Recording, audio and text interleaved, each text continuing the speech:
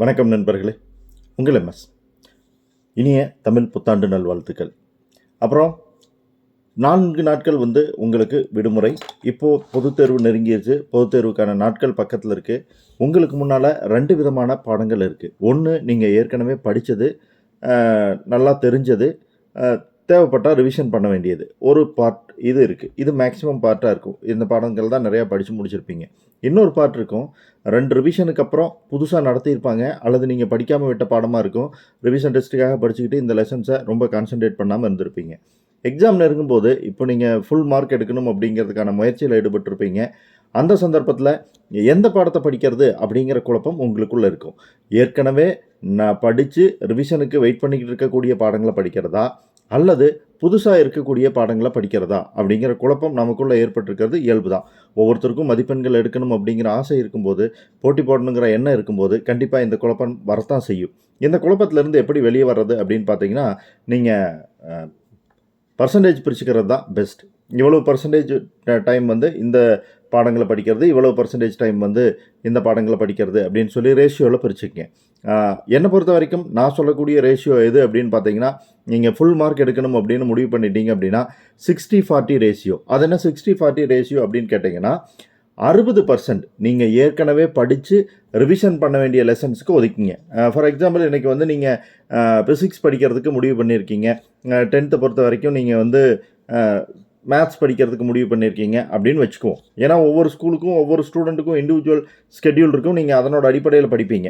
இப்போ இந்த சப்ஜெக்டில் எப்படி படிக்கிறது, ஃபிசிக்ஸ்லையோ மேத்ஸ்லையோ அப்படின்னா, இப்போது ஃபிசிக்ஸில் 10 லெசன் இருக்குதுன்னு வச்சுக்குவோம். 10 லெசனில் நீங்கள் ஆல்ரெடி ஒரு 7 லெசன் முடிச்சிருக்கிறதா வச்சுக்குவோம். ஒரு 3 லெசன் பாக்கி இருக்கிறதா வச்சுக்குவோம்.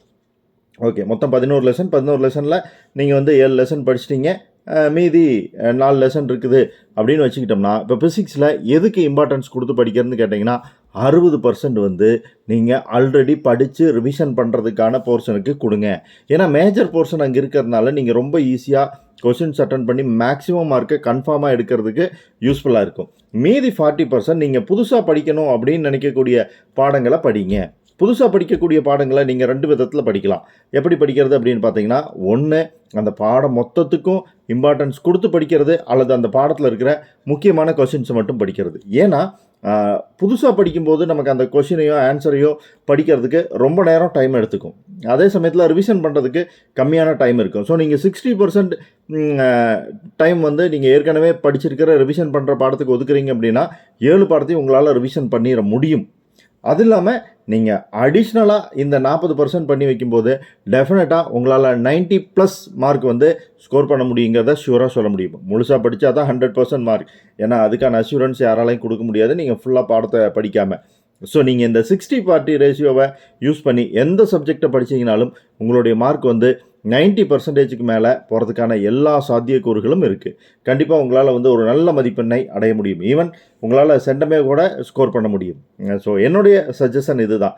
60-40 ஏற்கனவே இருக்கக்கூடிய படித்த பகுதிகளை படிக்கிறதுக்கு 60% டைமும், மீதி இருக்கக்கூடியதை 40%ஆக புதுசாக படிக்கிறதுக்கும் நீங்கள் அலாட் பண்ணிக்கிங்க.